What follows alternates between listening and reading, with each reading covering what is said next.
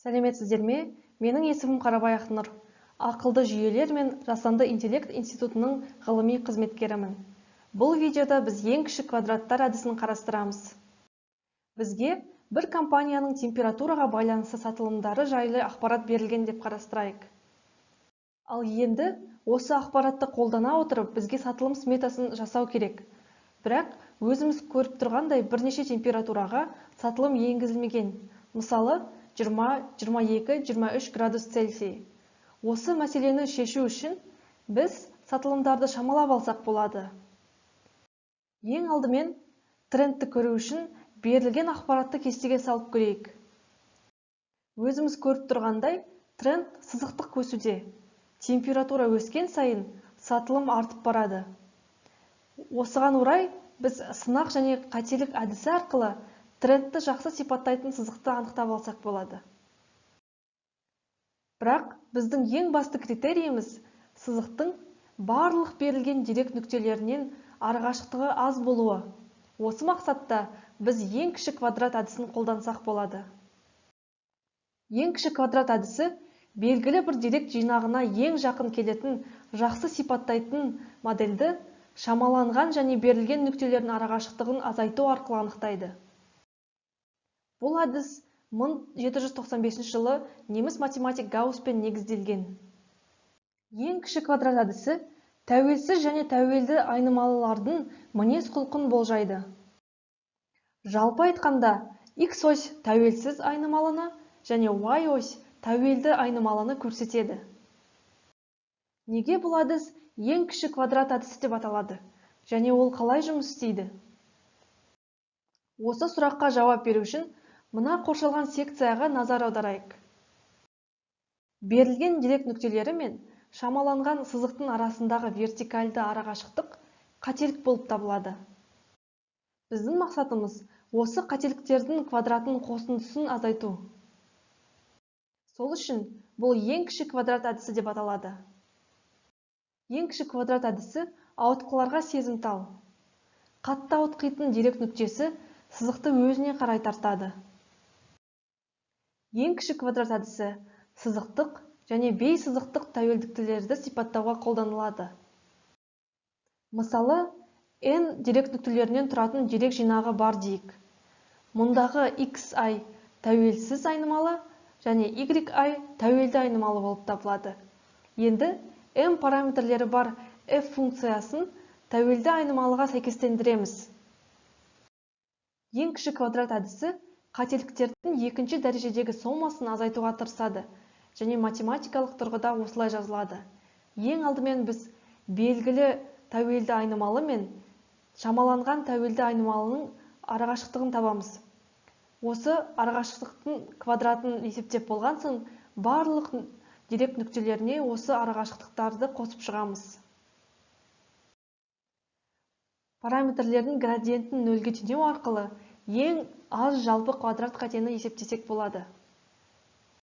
Ал енді алдын айтып кеткен сатылым жайлы мәселеге қайта оралайық. Бұл ақпарат сызық функциясымен сипатталынады деп айтқан болатынбыз. Сызықтық ең кіші квадрат регрессияның теңдігі келесі. X-тен f тең b0x қосу b1. Мұнда b0 сызықтың көлбеуі болып табылады және b1 y оспен қиылысы болып табылады. Сонымен жалпы квадраттық қате келесі. Алдын айтқандай, ең аз жалпы квадраттық қатені табу үшін бізге осы жағдайды беретін параметрлерді есептеп шығу керек. Ол үшін біз жалпы квадраттық қате теңдігінің бірінші параметр бойынша градиентін нөлге теңей аламыз. Дәл солай екінші параметр бойынша жазып шығамыз. Ал енді берілген x пен y мәндерін 1 және 2 теңдіктерге қойып, b1 мен b0 параметрлерін есептейміз. Ал енді алдын айтқан мәселені шешіп шығайық. Бірінші қадам. Әрбір дерек нүктесіне x-тің екінші дәрежесі мен xy мәндерін есептеп шығамыз. Екінші қадам. Енді барлық берілген дерек нүктелердің x квадраттың және xy сомаларын есептейміз. Үшінші қадам, сызықтың көлбеуін анықтаймыз. Біздің есебімізде ол 30,2-ге тең. Төртінші қадам, сызықтың y өспен қиылысын табамыз. Бұл жағдайда ол 162-ге тең. Және де соңғы бесінші қадам, есептеген параметрлерді қолдана отырып, сызықтық ең кіші квадраттық регрессиясының теңдігін жазамыз. Y тең 30,2x минус 162. Сызықтық ең кіші квадраттық регрессия шашыраңқы деректерге жақсы нәтиже көрсетті деп айтсақ болады. Бізге алдын сатылым сметасын жасау керек болатын, бірақ бірнеше температураға сатылым енгізілмегендіктен біз шамалап аламыз деп шештік. Ал енді осы модельденген сызықтық жуықтауды қолдана отырып, енгізілмеген температураға шамаланған сатылымды есептей аламыз. Ал енді бізге берілген деректерді сызық функциясымен сипаттай алмайтын жағдайда не істейміз? Бұл жағдайда бей сызықтық ең кіші квадрат регрессияны қолдансақ болады. Ол сызықтық ең кіші квадрат регрессиясын көптеген функциялар жиынтығына кеңейтеді. Сызықтық регрессия сияқты бейсызық регрессия ауытқуларға сезімтал. Бейсызықтық ең кіші квадрат регрессиясының бірнеше артықшылықтары бар. Біріншісі, асимптотикалық ыдырау, көтерілу және тағы басқа сияқты әртүрлі функциялардың кең спектрін қолдана отырып, ерекшеліктерді сипаттау. Екінші, деректерді тиімді пайдалану. Шағын деректер жиынтығымен жақсы модельдерді құрауға болады. Сонымен қоса, оның кемшіліктері де бар. Біріншісі, итерациялық оңтайландыру процедурасы. Екіншісі, сызықтық регрессиясымен салыстырғанда ауытқуларды анықтауға арналған құралдар аздау.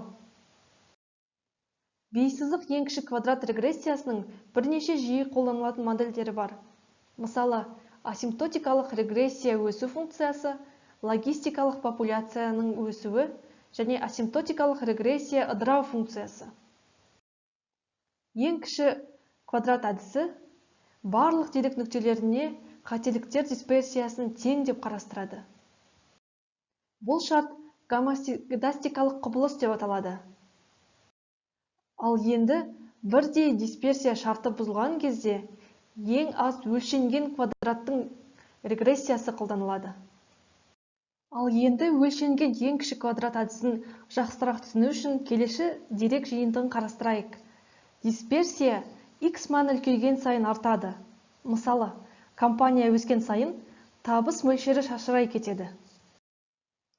Ең кіші квадраттық регрессиясында әрбір дерек нүктесі параметрдің сын мәніне әсер етудің белгілі бір мөлшеріне ие.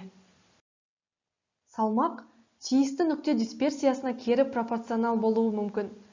Төмен дисперсиясы бар дерек нүктелердің ұпайлары үлкенірек болуы мүмкін және керісінше. Өлшемді сызық регрессияда айналымдарға өлшем қосылып, теңдеу күшкене өзгереді. Мысалы, сызық теңдігін қарастырайық. Y өлшенген тең B0 қосу B1 x өлшенген. Мұнда x өлшенген мен y өлшенген орташа мәндер болып табылады. Күнделікті көптеген мәселелерде өлшем априори белгілі болмайды, сондықтан оларды есептеу қажет. Өлшемді бағалаудың бір тәсілі ковариат векторының әрбір мәні бойынша қайталанған бақылау. Кәдімгі регрессия ауытқуларға өте сезімтал болғанымен, өлшенген аз квадрат регрессиясында өлшемді нөлге қою арқылы деректер нүктелерін алып тастауға болады және ауытқулардың әсерін азайтуға болады.